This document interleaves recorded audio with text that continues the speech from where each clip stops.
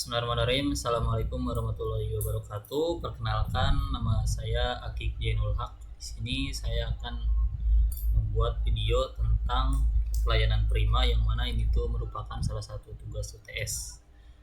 Ini oleh Akik Jainul Haq, NPM-nya saya sendiri 0440 3321 370043. Jadi di sini saya akan menjelaskan tentang 5 dimensi service excellence. Yang pertama ada reliability. Nah, di reliability ini kita harus memahami poin pertama, pahami job deskripsi. Jadi job yang sudah diberikan kepada kita harus kita pahami, benar-benar dipahami agar pelayanan yang kita berikan kepada pelanggan itu benar-benar berimpact sehingga pelanggan merasa nyaman. Yang kedua, identifikasi kebutuhan pelanggan itu apa aja sehingga kita bisa menyediakan kebutuhan-kebutuhan itu.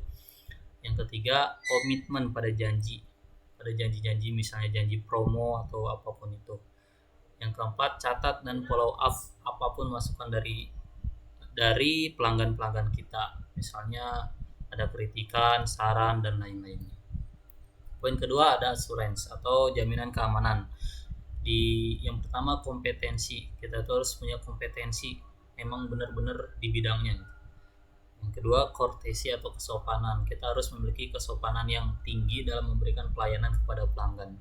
Yang ketiga itu greeting atau salam. Kita tuh harus memberikan salam-salam hangat kepada pelanggan agar pelanggan itu merasa dihargai. Yang keempat, magic word. Gunakan kata-kata yang membuat tadi pelanggan itu merasa dihargai oleh kita. Terus selanjutnya senyuman, berikan senyuman kita kepada pelanggan agar ketika pelanggan melihat kita, pelanggan itu tidak merasa jenuh dan merasa senang, karena senyum itu impactnya sangat besar sekali terhadap mood dari pelanggan itu sendiri.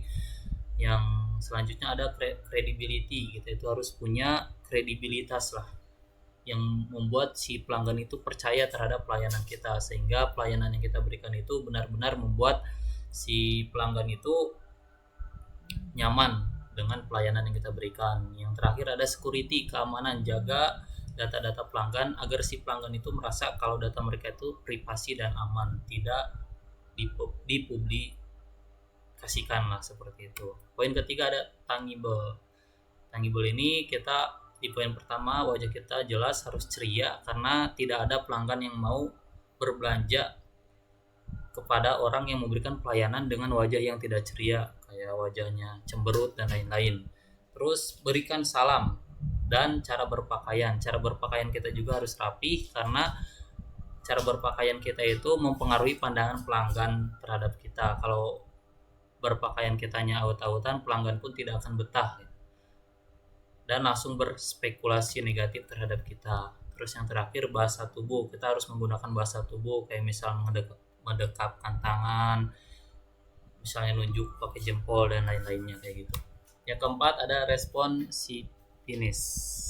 Di poin pertamanya kita harus fokus pada kepentingan pelanggan. Jadi ketika ada pelanggan, kita harus tahu nih si pelanggan itu datang mau ngapain, mau nyari apa. Nah, kita harus gesit langsung nunjukin ke si pelanggan itu, sehingga pelayan kita itu benar-benar cepat, tepat, dan akurat. Yang kedua itu pahami SOP. Nah, pastikan di setiap perusahaan itu ada SOP-nya. Kita harus benar-benar memahami nih SOP di perusahaan ini seperti apa. Jadi ketika pelanggan merasa ada sesuatu yang tidak nyaman, kita bisa langsung memberitahukan pada si pelanggan kalau SOP-nya itu seperti ini kayak gitu.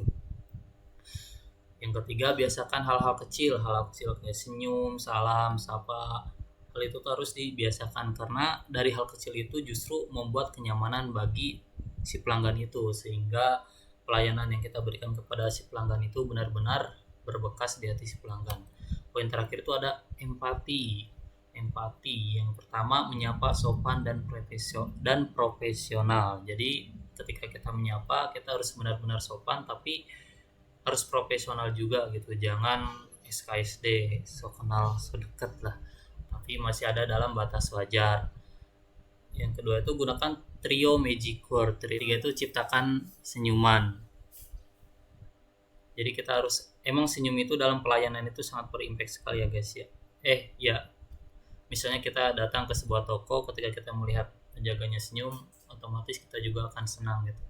Jadi senyuman itu sangat berimpact terhadap pelayanan prima yang kita berikan kepada pelanggan. Jadi pertanyaannya itu, apakah emang pelayanan prima itu penting bagi sebuah perusahaan? Ya, jawabannya sangat penting sekali, karena dengan pelayanan prima yang kita berikan, si pelanggan itu akan merasa nyaman dan terus-terusan belanja di perusahaan kita. Mungkin itu saja yang dapat saya sampaikan. Semoga bermanfaat. Yang benar datang dari Allah Subhanahu wa taala, yang salah jelas dari saya pribadi. Sekian, wabillahi taufiq wal hidayah. Wassalamualaikum warahmatullahi wabarakatuh.